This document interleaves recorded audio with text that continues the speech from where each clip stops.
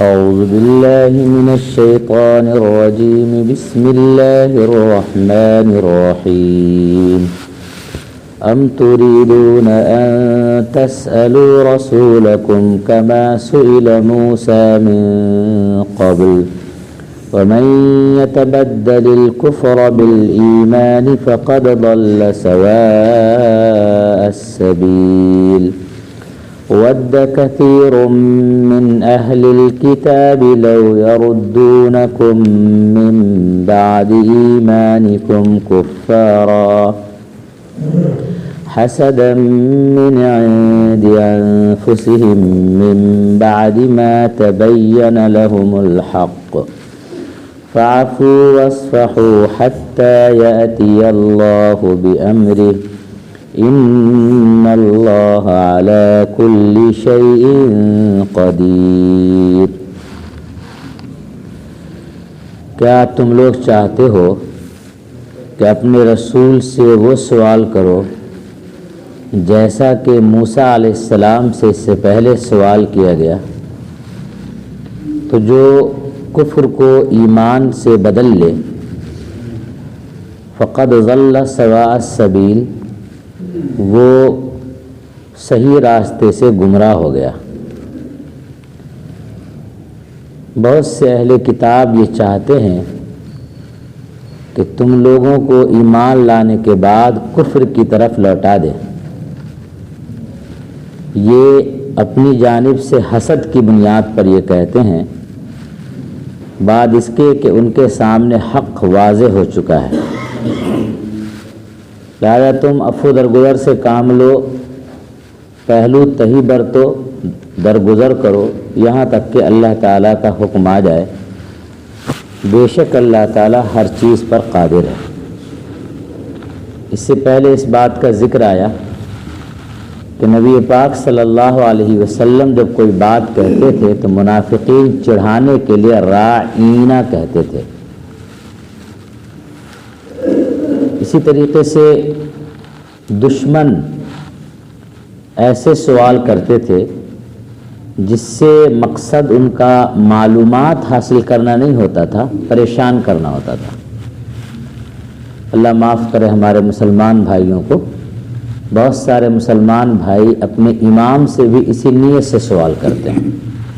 ان کا مقصد مسئلہ معلوم کرنا نہیں رہتا ہے، ان کا مقصد رہتا ہے کسی پر اعتراض کرنا، کسی پر اشکال کرنا. وہ مسئلہ نہیں پوچھیں گے جن کا تعلق ان سے ہے، وہ مسئلہ پوچھیں گے جس سے کسی پر اعتراض ہو سکتا ہو. ایسے مسئلے میں بڑی دلچسپی رہتی ہے لوگوں کو. اور کبھی کبھی علماء سے ایسے سوال کرتے ہیں اور باضابطہ جا کے کہتے ہیں ایک مسئلہ پوچھے نا ایک دم خاموش ہو گئے، جواب نہیں دے پائے ٹھیک سے.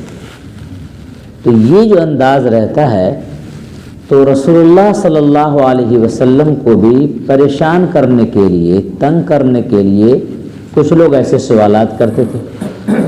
جو وہ سوالات کرتے تھے بعض بھولے بھالے مسلمانوں کو یہ سمجھ میں نہیں آتی تھی تو وہ بھی سوال کرنے لگتے تھے، وہ بھی اس سوال میں دلچسپی لیتے تھے. ان کو یہ اندازہ نہیں ہوتا تھا کہ یہ سوال کس مقصد سے کر رہے ہیں. اللہ تعالیٰ نے منع کر دیا.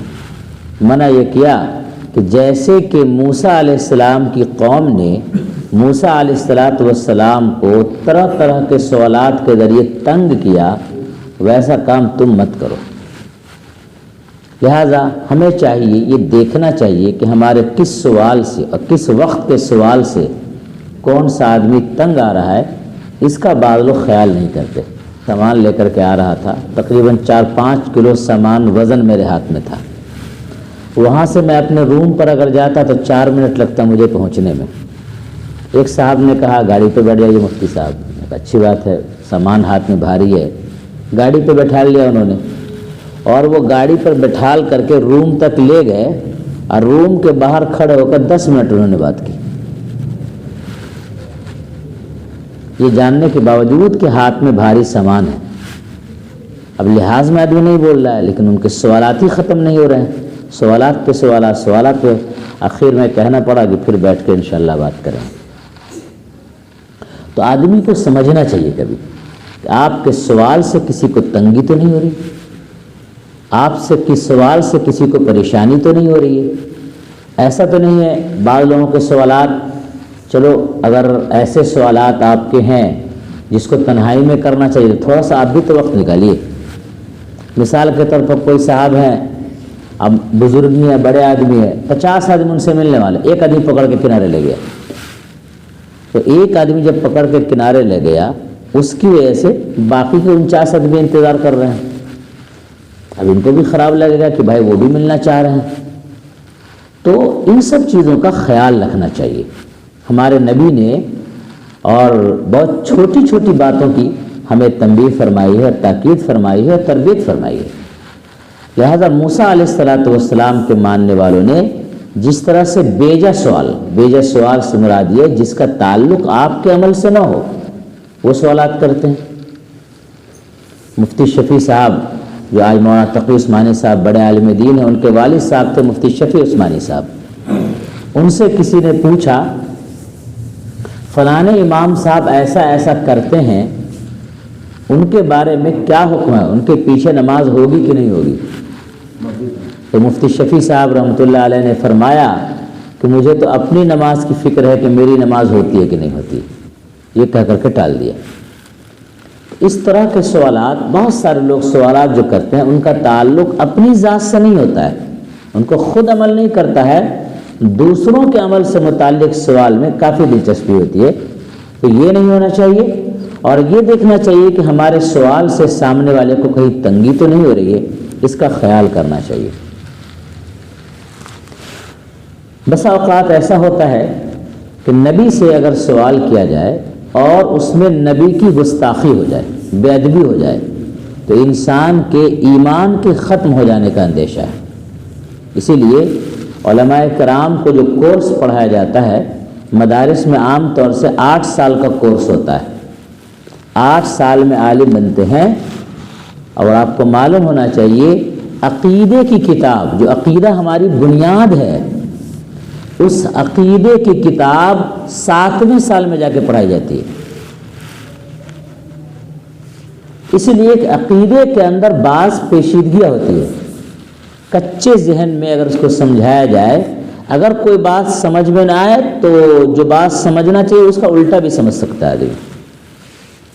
اس لیے اس کے لیے پختہ ذہن ہونا ضروری ہے، اس لیے کہ اس میں اگر گڑبڑی ہوئی، جیسے ڈاکٹر کو سکھاتے ہیں تو مختلف چیزوں پر پہلے اس کو سکھاتے ہیں، پلاسٹک کی چیزوں سے ان کے سرجری وغیرہ سکھائیں گے، کہ ڈائریکٹ انسان پر تھوڑی سرجری کر دے گا۔ معمولی چیزیں، کپڑا جو کٹنگ سیکھتا ہے پہلے کاغذ وغیرہ کاٹ کر کے اس پر مشین چلا کر کے دیکھتا ہے، ورنہ خام کا کپڑا برباد ہوگا۔ تو اسی طریقے سے جو سوال ہوتا ہے اس سوال میں بہت غور کرنا چاہیے، کہیں ہمارے سوال سے گستاخی اور بے ادبی تو نہیں ہو جائے گی۔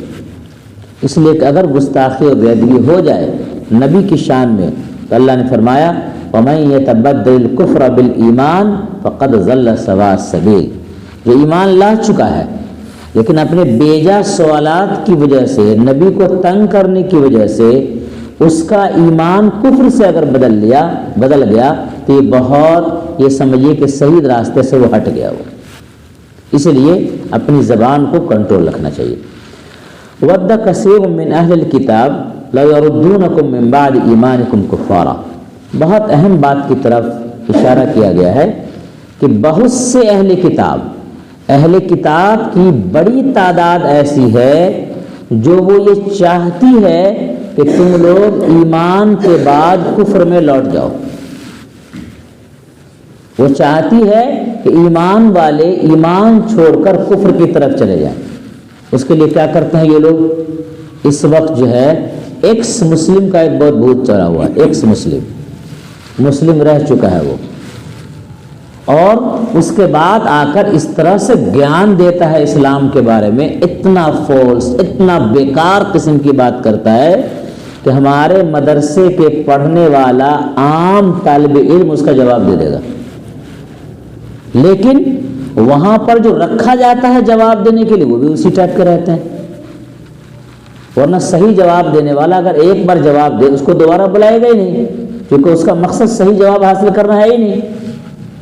تو جواب دینے والے بھی اسی ٹائپ کے رہتے ہیں، اور نتیجہ یہ ہوتا ہے کہ سوال کیا اس نے بے ڈھب قسم کا، جو اپنے آپ کو ایکس مسلم کہہ رہا ہے، اور اس سوال کا جواب یہ آدمی جو اپنے آپ کو مسلم اور مولوی کہلا رہا ہے، یہ آدمی جواب نہیں دے پایا۔ نتیجہ یہ ہوتا ہے کہ مسلمان کے دل میں شکوک و شبہات پیدا ہو جاتے ہیں، اور یہی وہ لوگ چاہتے ہیں۔ لہذا اس وقت جو دجالی فتنہ ہے، جو ہمارے بچوں کے دلوں سے ایمان کو چھیننا چاہتے ہیں، اس وقت اپنی اولاد کی ایمان کی حفاظت کی فکر سب سے زیادہ کرنا چاہیے۔ کسی بھی ایرے غیرے کی بات سننے کے بجائے یہ پہلے اس کو سنا دینا چاہیے، ایمان کی بات، عقیدے کی بات اور صحیح فکر کی بات ان کو سنا دینا چاہیے۔ اگر نہیں سنائیں گے تو ٹیلی ویژن دیکھ کر کے یا موبائل پر ایسی باتیں سن کر کے ہمارے بچوں کے ذہن میں بھی شکوک و شبہات پڑ سکتے ہیں، اور جب ان کے دل میں شکوک و شبہات پڑ جائیں گے پھر ان کو نکالنا آسان کم نہیں ہوگا۔ یہی چاہتے ہیں۔ وَدَّ كَثِيرٌ مِّنْ أَهْلِ الْكِتَابِ، قرآن مجید نے بہت پہلے سے کہہ دیا تھا، ایک مسلمان کو ہوشیار رہنا چاہیے۔ بہت سے اہل کتاب ہیں جو یہ چاہتے ہیں کہ لَوْ يَرُدُّونَكُم مِّن بَعْدِ إِيمَانِكُمْ كُفَّارًا، تم کو تمہارے ایمان کے بعد کفر کی طرف ڈھکیل دیں۔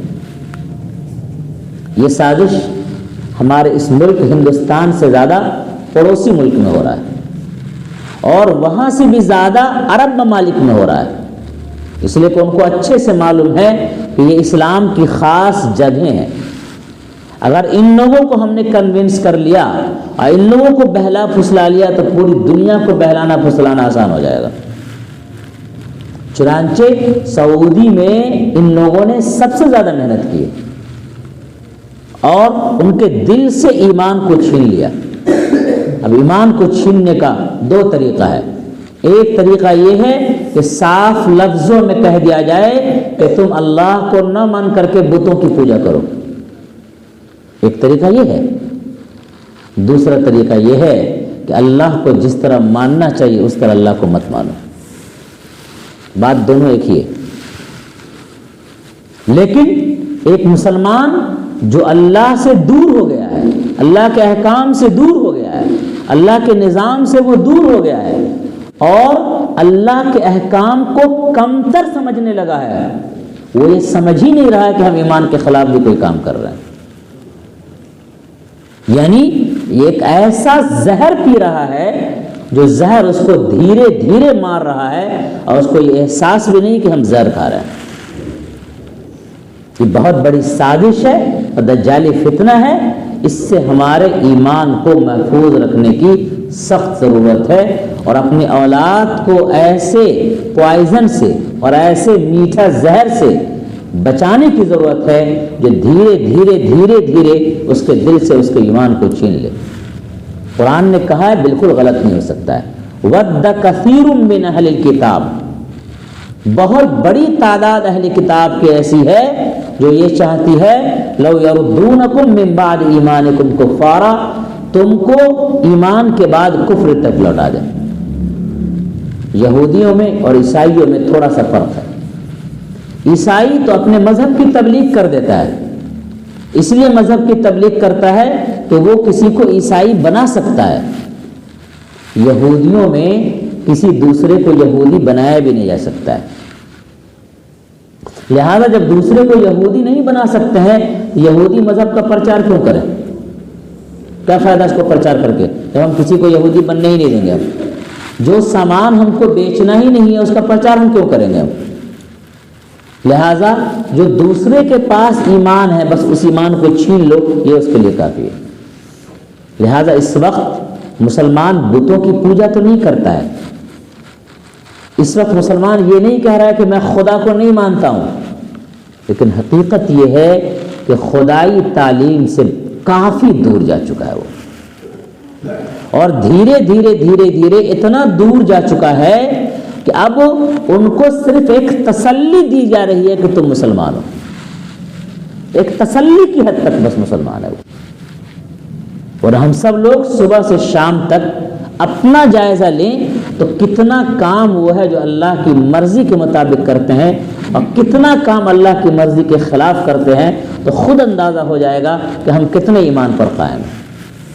ایمان کی چنگاری ایسا نہیں کہ ایمان سے مکمل محروم ہے، ایسا نہیں ہے، لیکن ایمان سے محرومی کے راستے پر ضرور ہیں،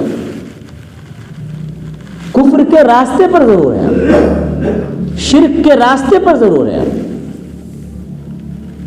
ہم بتوں کو تو اللہ کا شریک نہیں مانتے ہیں، بتوں کو تو اللہ کے برابر نہیں مانتے ہیں، لیکن دولت کو بسا اوقات اللہ سے بھی اوپر مان رہے ہیں۔ ایک طرف اللہ کا حکم ہے حیا علی الصلاۃ، آ جاؤ نماز کی طرف، ایک طرف دکان میں خرید و فروخت ہے، ہم کو وہ زیادہ اہم معلوم ہوتا ہے۔ ہم یہ تو نہیں کہتے ہیں کہ میرا دوست اللہ سے بڑا ہے، لیکن ایک طرف اللہ بلاتا ہے، ایک طرف دوست بلاتا ہے، چھوڑ دیتے ہیں اللہ کو، چلے جاتے ہیں دوست کی طرف۔ ہم یہ تو نہیں کہتے ہیں کہ دنیاوی عزت کی چاہت کا بت جو ہمارے سینے میں ہے وہ اللہ سے بڑا ہے، لیکن حقیقت یہ ہے کہ ایک طرف اللہ کا حکم، ایک طرف ہمارے دل کی چاہت، ہم اپنے دل کی چاہت پر عمل کرتے ہیں، اللہ کے حکم کو ٹھکرا دیتے ہیں۔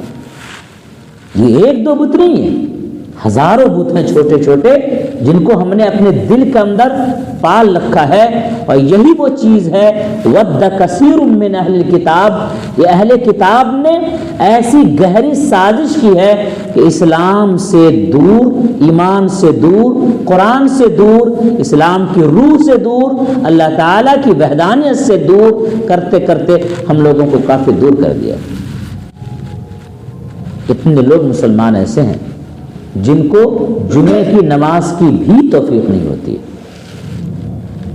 کتنے مسلمان ایسے ہیں جو نام صرف ان کا مسلمان کا ہے، بہت ساری چیز اسلام کے بارے میں وہ جانتے تک نہیں ہیں، کلمہ تک نہیں معلوم ہے۔ بہت سارے مسلمانوں کی تعداد اب بھی ایسی ہے، اور خاص طور سے جو لوگ پڑھے لکھے ہو جاتے ہیں، چونکہ پڑھانے والے لوگ ایسے ہیں جن کی تربیت ایسی ہوئی ہے، وہی وَدَّ كَثِيرٌ مِّنْ أَهْلِ الْكِتَابِ لَوْ يَرُدُّونَكُم مِّن بَعْدِ إِيمَانِكُمْ كُفَّارًا، تمہارے ایمان کو چھین کر کفر میں ڈھکیلنے کی جو کوشش کر رہے ہیں، ایسے لوگ ٹیچر بن گئے۔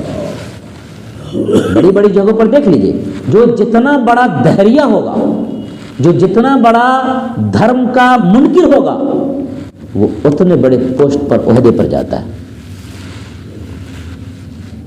یہ آپ کا مانو جو ہے مولانا آزاد یونیورسٹی، اس میں ایک مرتبہ آ گیا تھا وائس چانسلر اس ٹائپ کا کہ وہ اس کو لگتا ہے ایمان سے، اسلام سے کوئی مطلب ہی نہیں تھا، اس کو ایسا لگ رہا تھا کہ وہ دھرم اور مذہب کے خلاف ہے وہ۔ اور ایسے لوگ کو اتنے بڑے تعلیمی ادارے کے اتنے بڑے عہدے پر رکھا گیا، کیوں رکھا گیا؟ میں ایک اور ٹیچر کو جانتا ہوں، میں نے ایک مشورے کے لیے کچھ لوگوں کو بلایا۔ مشورہ یہ تھا کہ مدرسے میں بچوں کو صحافت کورس کرایا جائے کہ بچیاں کیسے بہتر لکھیں گی، کیسے بہتر بول سکتی ہے، اپنی بات کو کیسے بہتر انداز میں پیش کیا جا سکتا ہے۔ اس موضوع پر میں نے مشورہ رکھا۔ ایک شخص جو ٹیچر ہے، پوری بحث اس نے اس بات پر کی کہ مرد عورت کے تعلقات کی جو تعلیم ہوتی ہے، جس کو سیکس ایجوکیشن کہتے ہیں، یہ تعلیم آخر آپ لوگ اسکولوں میں کیوں نہیں دینے دے رہے ہیں؟ حالانکہ ہمارے ملک کے جو برادران وطن ہیں وہ بھی اس تعلیم کے خلاف ہیں۔ اب تب یہ صاحب جو مسلم ہیں، پورا زور انہوں نے اس بات پر دیا۔ تعلیمی اداروں میں میں کہتا ہوں، جس بچے کو تیرنا نہیں آتا ہو، تیرنا آپ نے نہیں سکھایا، اس بچے کو اگر تالاب میں ڈال دیتے ہیں تو بچے کو آپ کے دشمن ہیں، آپ اس کو ڈبانا چاہتے ہیں۔ جس بچے کو گاڑی ڈھنگ سے نہیں چلانی آتی ہو بائک، اس کو اگر بھیج دے رہے ہیں ہائی وے پر، اس کا مطلب آپ اس کے جان کے دشمن ہیں آپ۔ جس بچے کا ایمان مضبوط نہیں ہوا ہے، ایسے بچوں کو کالج کے حوالے کر دینا، اس کا مطلب آپ اس کے ایمان کے دشمن ہیں۔ اس لیے سب سے پہلے اپنے بچوں کے ایمان کو مضبوط کرنا چاہیے۔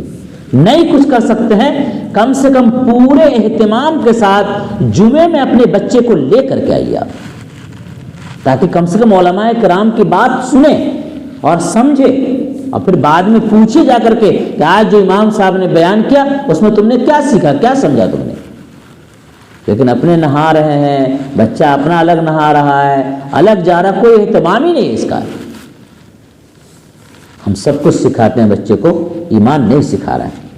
اپنے بچوں کو ایمان نہیں سکھائیں گے، یہ کالج والے اور یہ دنیا کا جو نظام بنا رہا ہے، موبائل والے، ٹیلی ویژن والے، ہمارے بچے کے ایمان کو چھین لیں گے۔ اللہ تعالیٰ نے پہلے سے سنکیت دے دیا ہے، پہلے سے ہوشیار کر دیا ہے کہ وَدَّ كَثِيرٌ مِّنْ أَهْلِ الْكِتَابِ لَوْ يَرُدُّونَكُم مِّن بَعْدِ إِيمَانِكُمْ كُفَّارًا۔ ایسا کیوں کریں گے وہ؟ حَسَدًا مِّنْ عِندِ أَنفُسِهِمْ، ان کے دل میں حسد ہے، ان کے دل میں جلن ہے، اس بات کی جلن ہے کہ نبی ان کے خاندان میں کیوں نہیں آیا، اس بات کی جلن ہے کہ ہم نبی کو نہیں مان سکے تو یہ لوگ بھی نبی کو کیوں مانیں، اس کو اس بات کی جلن ہے کہ ہم کامیاب نہیں ہو سکے تو یہ لوگ بھی کامیاب کیوں ہوں۔ حسدا من عند انفسهم من بعد ما تبین لهم الحق، بعد اس کے کہ حق واضح ہو چکا ہے، حق واضح ہو چکا ہے کہ سچ کیا ہے، صحیح کیا ہے اور غلط کیا ہے، اس کے باوجود بھی ایسی حرکتیں کرتے ہیں۔ اللہ تعالیٰ نے مسلمانوں کو جو کہا یہاں پر کہ تم کو کیا کرنا ہے، اب تو دو باتیں اللہ تبارک تعالیٰ نے کہی۔ نمبر ایک، فاعفو، چھوڑ دو اس کو، اس کے پیچھے مت پڑو، تو اس پر تبصرہ بازی مت کرو، تو وصفو، پہلو تہی کر لو، بکنے دو اس کو، ٹیلی ویژن پر کوئی بک رہا ہے بکنے دو اس کو، ہم نہیں سنیں گے اس کی بات، اپنی اولاد کو نہیں سننے دیں گے کہ چلو بھائی یہ سب سننے کا نہیں ہے۔ حتی یاتی اللہ بامرہ، یہاں تک کہ اللہ تعالیٰ کا حکم آ جائے۔ کیا حکم آ سکتا ہے؟ اگر ہمارے پاس پاور ہو اور طاقت ہو کہ ایسے بددینوں کو اور بدبختوں کو کہ زبان پر کنٹرول کر سکے، لگام لگا سکے، تو ہم زبان پر لگام لگائیں گے۔ ایسا وقت آ سکتا ہے جیسے کوئی کسی ملک کے خلاف نہیں بول سکتا ہے، وہ کسی دھرم اور کسی مذہب کے خلاف کیسے بول سکتا ہے؟ ایک شخص اشاروں میں کچھ بول دیتا ہے، اس کو جیل کی سلاخوں کے پیچھے ڈال دیتے ہیں۔ جو محبت کا پیغام دیتا ہے کلیم صدیقی، اس کو جیل کے پیچھے ڈال دیتے ہیں۔ اور جو رات دن نفرتیں پھیلاتے ہیں اور تلواریں لہراتے ہیں اور عجیب عجیب طرح کی باتیں کرتے ہیں، ابھی بھی دیکھیے آج بھی ٹاور پر کیا کیا بک رہے ہیں، یہ لوگ کھلے عام بک رہے ہیں۔ ایسے لوگوں کی زبان پر لگام نہیں لگاتے ہیں اگر، تو پھر میں یہ کہتا ہوں کہ ایسے لوگوں پر لگام لگانے کی ضرورت ہے قانون کے راستے سے۔ آج ایسے لوگوں کا قانون پہ راج ہے جو طرفداری کرتے ہیں، فرقہ پرستوں کا ساتھ دیتے ہیں۔ ٹھیک ہے، کیا کریں، ایک دن آئے گا جب فرقہ پرستی کا زہر ختم ہوگا اور پھر انصاف کی بالادستی ہوگی، تو پھر ایسے لوگوں کی زبان پر کنٹرول کیا جائے گا۔ اس وقت کا انتظار کرنا چاہیے۔ ابھی کیا کرنا چاہیے؟ ابھی پہلو تہی کرے، دندنانے دے، جو دندنا رہا ہے اس کو دندنا دے رہے، اپنے بچوں کی ایمان کی حفاظت کرے، ان کے سینے کو مضبوط کرے اور ان کو یہ بتائیں کہ ایمان کیا ہے، ان کو اسلام کی تاریخ بتائیں کہ اس سے زیادہ حالات بدتر تھے، کفر اس سے زیادہ دندنا رہا تھا، مسلمانوں کو جینا دوبر تھا، پتھر پر لٹایا جا رہا تھا، آگ پر لٹایا جا رہا تھا۔ اس کے باوجود اللہ تبارک تعالیٰ کا جب حکم آیا تو اللہ تبارک تعالیٰ نے آگے آ رہی وہ بات کہ اللہ کی مسجد میں داخل ہونے سے ان لوگوں نے محمد عربی صلی اللہ علیہ وسلم کو روک دیا، کعبہ شریف میں داخل نہیں ہونے دے رہے تھے ان کو۔ اور جب مدینہ چلے گئے تو مدینے سے عمرہ کرنے کے لیے آئے تو مکہ میں نہیں داخل ہونے دیا لوگوں نے۔ لیکن ایک دن آیا جب اللہ کا حکم آیا اور جب یہ آئے مکہ المکرمہ رسول اللہ صلی اللہ علیہ وسلم صحابہ کرام کے ساتھ، لوگ اپنے گھروں کے اندر چھپے ہوئے تھے اور وہاں بیٹھ کر تماشا دیکھ رہے تھے۔ ہندوستان نے بہت سارے مناظر دیکھے ہیں، ہندوستان کی تاریخ جو رہی ہے، ہندوستان نے تاریخ دیکھی ہے کہ یہاں کفر تو چل گیا ہے، ظلم نہیں چلا گیا۔ اس ملک کی مٹی کے اندر پیار اور محبت ہے اور انصاف ہے اور عدل ہے۔ مسلمانوں کو گھبرانا نہیں چاہیے، قرآن پڑھے اس کا سینہ مضبوط ہو جائے گا۔ مسلمانوں کو کرنا کیا ہے؟ فاعفو واصفحوا، حتی یاتی اللہ بامری، وہ پہلو تہی کرے، گریز کرے، چھوڑ دے ان کو ان کی حالت پر، یہاں تک کہ اللہ تعالیٰ کا جب حکم آئے تو جو حکم آئے اس حکم کے مطابق کام کرنا چاہیے۔ مسلم پرسنل لا بورڈ کے صدر محترم حضرت مولانا خالد صفی اللہ رحمانی صاحب نے بھی بنگلور کے اجلاس میں یہی کہا تھا کہ صبر سے کام لیجیے، ضبط سے کام لیجیے، بیجا بیانات اور ہر چیز کا جواب دینے کے چکر میں مت رہیے۔ بورڈ جو مسلمانوں کی متحدہ ایک تنظیم ہے، متحدہ پلیٹ فارم ہے، ہر مسلک کے لوگ اس کے اندر شامل ہیں، اکابر، وہ اگر کوئی فیصلہ کریں اس فیصلے کے مطابق ہم لوگوں کو تیار رہنا چاہیے، آمادہ رہنا چاہیے۔ حتی یاتی اللہ بامری، اللہ کا حکم آ جائے تو اس کے مطابق کام کرنا ہے۔ اور آگے اللہ نے کہا ان اللہ علی کل شیء قدیر، اللہ کا ڈھیل دیتا ہے، اس کا یہ مطلب نہیں کہ اللہ رسی نہیں کس سکتا ہے، ابھی دکھا دیا اللہ تعالیٰ نے، جو سالوں بمباری کرنے کے بعد فلسطین اور غزہ کو جس طرح سے تباہ کیا تھا، اللہ تعالیٰ نے چند دنوں کے اندر اس سے بڑی تباہی کا منظر ان کی آنکھوں سے دکھا دیا، جس میں کسی کو لڑنے بھیڑنے کی ضرورت نہیں پڑی، جس نے اپنے آپ کو سپر پاور کہا اور ایسا لگا ہر چیز کا دفاع ہے ہمارے پاس، اور ایسی لگژری لائف اور لگژری زندگی گزار رہا تھا جیسے پرندہ یہاں پر پر نہیں مار سکتا ہے، اور آگ میں اللہ تعالیٰ نے جلا کر کے سب کو بھسم کر دیا، سب کو راکھ کر دیا۔ فرق یہ ہے مسلمانوں کا دل ہی اللہ سے نہیں ملا ہوا۔ افسوس صرف اس بات کا ہے، جس اللہ کا نام لینے کی وجہ سے، جس اللہ پر ایمان لانے کی وجہ سے، جس محمد رسول اللہ پر ایمان لانے کی وجہ سے لوگ ہمارے دشمن بنے ہیں، اس اللہ سے ہمارا تعلق انتہائی کمزور تر ہے، اور اس محمد صلی اللہ علیہ وسلم سے ہمارا رشتہ بہت ہی کمزور ہو گیا ہے۔ یہ افسوسناک ہے۔ ایک چھوٹا بچہ کو اس بات کا احساس رہتا ہے کہ جو ماں مجھے مار رہی ہے یہی ماں مجھے بچائے گی، لہذا مارنے والی ماں سے ہی چپٹتا ہے وہ بچہ۔ ایک مسلمان کو اس بات کا احساس نہیں ہے کہ جو اللہ ہمارے کرتوتوں کی وجہ سے ناراض ہیں، جو ہم کو ذلت کا سامنا کرنا پڑ رہا ہے، اسی اللہ سے ہم لو لگائیں گے، اپنا تعلق مضبوط کریں گے تو اللہ تعالی ہم کو فتح اور نصرت عطا فرمائے گا۔ یہ انسان کو احساس ہونا چاہیے، اس لیے کہ ان اللہ علی کل شیء قدیر، بے شک اللہ تعالیٰ ہر چیز پر قادر ہے۔ واقیم الصلاۃ، نماز قائم کرو، وآتوا الزکاۃ۔ اب بتائیے اس کے بعد نماز اور زکوٰۃ کے ذکر کی کیا ضرورت ہے؟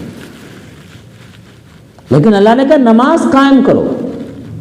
نماز قائم کرو گے، اس بات کا امتحان ہو جائے گا کہ تم کو تمہارے آرام سے زیادہ تمہارا اللہ پیارا ہے، تم کو تمہارے بستر سے زیادہ اللہ سے محبت ہے، اس بات کا ثبوت ہو جائے گا۔ اور وآتوا الزکاۃ، زکوٰۃ دے دو تو تم کو لگے گا کہ تمہارے مال سے پیارا تمہارا اللہ ہے۔ وما تقدموا لانفسکم، جو تم اپنے لیے بھیجو گے، جو بھی بھلائی کا کام بھیجو گے، تجدوہ عند اللہ، اس کو اللہ کے نزدیک پاؤ گے تم۔ ان اللہ بما تعملون بصیر، جو کچھ تم کرتے ہو عمل، ان تمام عمل کو اللہ تعالیٰ دیکھتا ہے۔ ایک چیز سے اس میں اشارہ کرنا ہے، جو کچھ ہم اللہ کے راستے میں خرچ کریں گے، تجدوہ عند اللہ، اس کو ہم اللہ کے پاس پائیں گے۔ آج ہماری خامی اور کمی کیا ہے؟ ہم جس پر خرچ کرتے ہیں اسی کے پاس پانا چاہتے ہیں، ہم نے جس پر احسان کیا بدلہ اسی سے لینا چاہتے ہیں ریٹرن میں۔ یہ ہماری بہت سنگین غلطی ہے۔ ہم جب کسی کی مدد اللہ کے لیے کر رہے ہیں تو ہم بدلہ اس آدمی سے کیوں لیں گے، اللہ سے کیوں نہیں لیں گے؟ اللہ نے کہا جو کچھ تم بھیجو گے اللہ کے پاس، تجدوہ عند اللہ، اس کو تم اللہ کے پاس پاؤ گے۔ ایک بات تو یہ فرمائی۔ دوسری بات یہ ہے کہ کچھ لوگ ہیں جتنا کام کرتے ہیں ہر کام کو دکھانے کی کوشش کرتے ہیں۔ ایک صاحب سے ملاقات ہوئی، میں نے کہا السلام علیکم۔ وعلیکم السلام۔ میں نے کہا خیریت سے ہیں؟ انہوں نے کہا الحمدللہ سب ٹھیک ہے، ابھی مسجد میں اے سی لگا دی ہے۔ میرے ایسا آدمی، میں نے کہا آپ سے پوچھا کون یہ بات؟ بغیر پوچھے کہے بول رہے ہیں آپ؟ کیا ضرورت تھی اس کو بولنے کی؟ تو ظاہر سی بات ہے یہ سمجھنا چاہیے کہ جو کچھ ہم نے کیا ہے ہم اس کو اللہ کے نزدیک پائیں گے۔ لیکن ہم دنیا ہی میں پانا چاہتے ہیں۔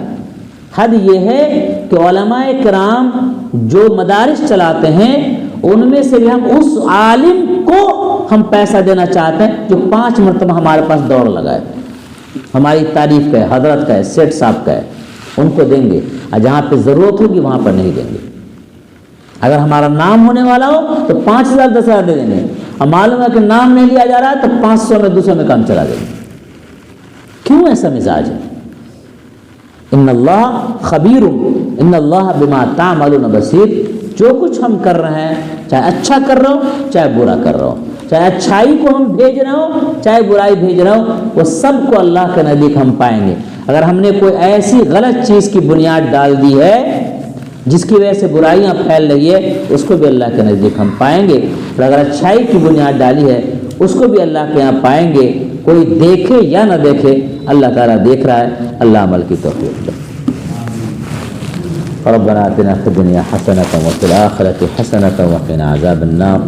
اللهم إني أسألك الهدى والتقى والعفاف والغنى، اللهم اكفنا بحلالك عن حرامك واغننا بفضلك عمن سواك۔ اے اللہ ہم سب کو صحیح راہ پر چلنے کی توفیق نصیب فرما۔ اے اللہ ہمارے بچوں کے ایمان کی حفاظت فرما۔ اے اللہ ایمان کی حفاظت کا احساس نصیب فرما۔ اے اللہ ایمان کے خلاف تمام کاموں سے بچنے کی توفیق نصیب فرما۔ اے اللہ دشمنوں کی سازشوں کو سمجھنے کی توفیق نصیب فرما۔ اے اللہ اس سے بچنے کی توفیق نصیب فرما۔ اے اللہ تیرے احکام پر عمل پیرا ہونے کی توفیق نصیب فرما۔ اللہ جو مانگ سکے وہ بھی عطا فرما، جو مانگنے سے رہ گیا وہ بھی عطا فرما۔ ربنا تقبل منا انك انت السميع العليم وتب علينا انك انت التواب الرحيم، وصلى الله تعالى على خير خلق محمد وعلى اله وصحبه اجمعين برحمتك۔